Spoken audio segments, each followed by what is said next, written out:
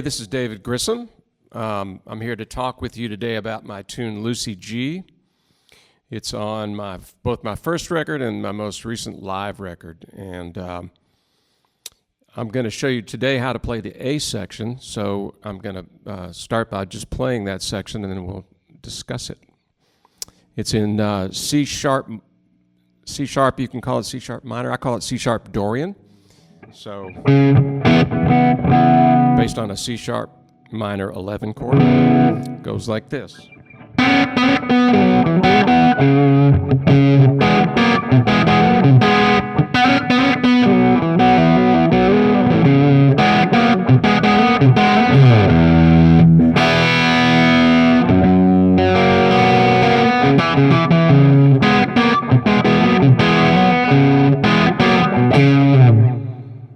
All right, so that's the A section, and that repeats 2 times before it goes to the B section. But kind of want to back up a notch and tell you where this technique comes from.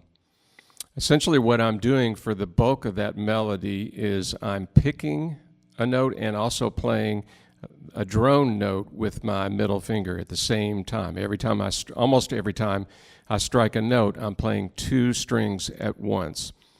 And this is a technique that I learned early on, like when I was in high school, and I heard Billy Gibbons play Blue Jean Blues off the Fandango record, the ZZ Top record, which is in B, which I think sort of kindled my love for the key of B.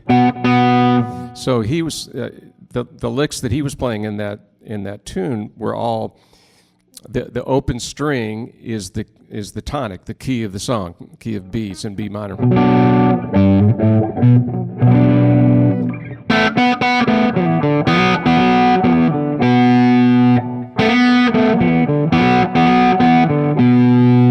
So again, there he's just playing the minor pentatonic scale in the key of B, and the pick is playing the lower note, the actual changing note, and the middle finger is playing the open B string.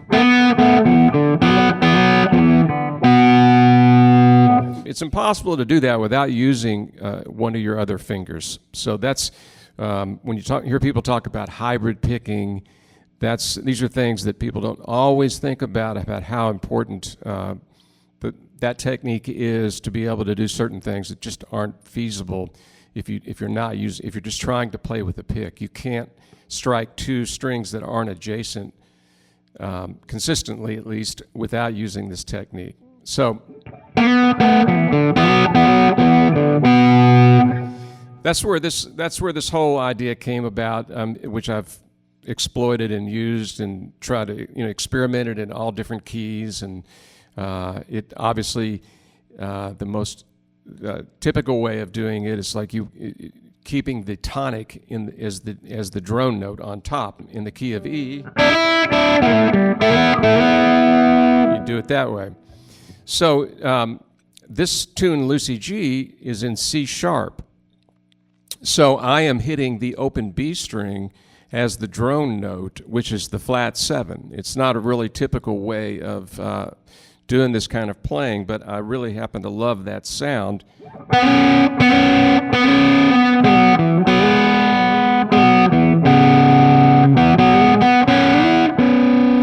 So again, you've got to use and for me, the way I do it is my middle finger and the pick, but you might prefer to do it with your 3rd finger, or maybe even just do it with your thumb and 1st finger. That would work too. Whatever you feel most comfortable with, but you're going to have to move beyond just the pick to do this. So the first opening lick is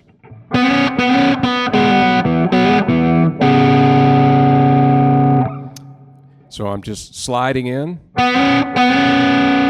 I'm striking both notes at the same time, starting on the B and sliding into the C sharp. Back to the B, and then I'm sliding down from the G sharp.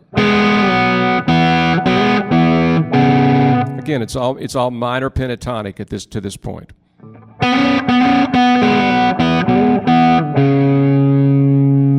And then it has this recurring theme. Now that is the way I play it is with a pick and two fingers. And the pick is playing the C sharp. And I'm sliding these, it's essentially E and G sharp along with the open B. So it's just like an E chord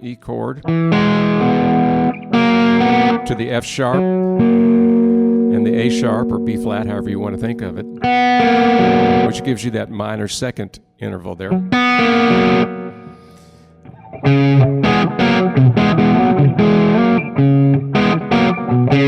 So again, to play those top two strings, I'm using two fingers, my middle and my third finger.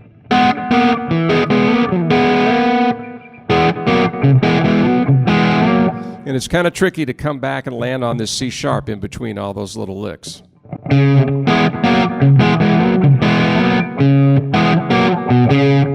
But you can do it. I know you can do it. But again, pick and two fingers. It's this hybrid picking thing. If you're not doing it, I mean, we could talk for hours and hours and hours on why this is such a necessary technique to develop to do licks across strings, and you know, it goes way beyond just what people often think of as chicken picking techniques and things like that. So let's go back to the top again.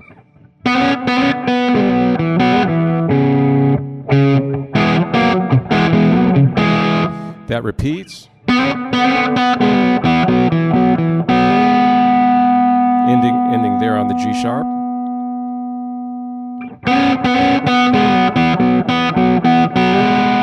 And again, notice that every time I'm picking,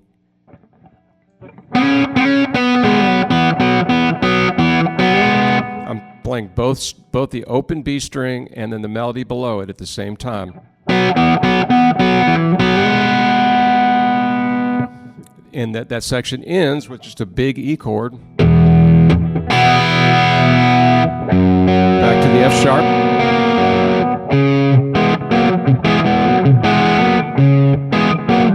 And then repeats.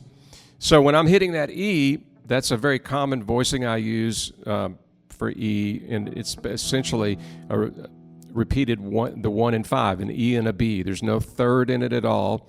I'm barring across the 5th and the 4th string and using my little finger to fret the B and then letting the top strings ring open. Using my thumb to fret the F sharp.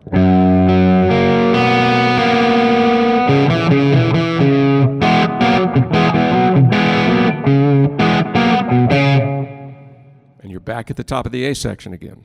The form of the tune is AABA, which means that the A section is played twice, then you play the B section once, back to one time through the A section. So let me show you the B section.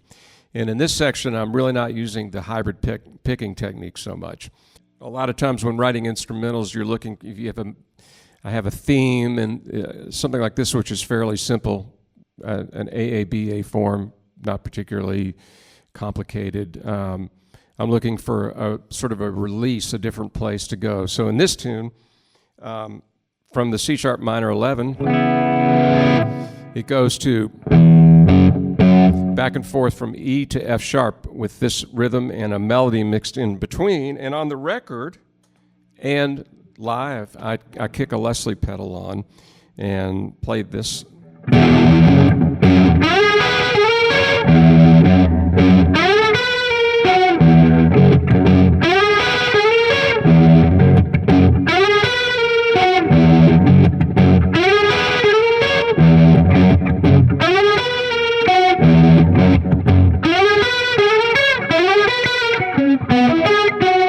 Back to the A section.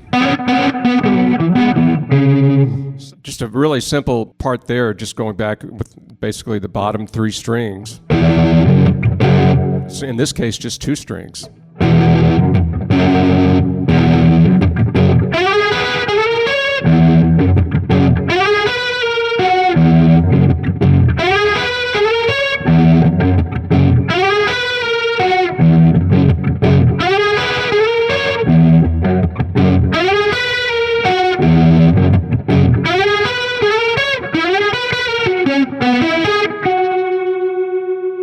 the A section. So that last lick is using triads, or actually arpeggios.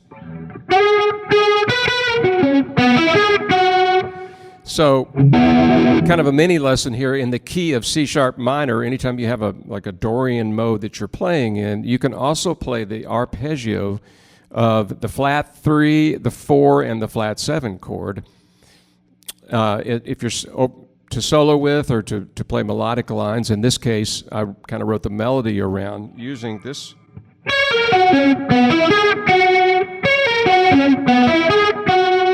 So that's a G, an F sharp or a G flat, however you want to think of it, to an E triad. So F sharp to E.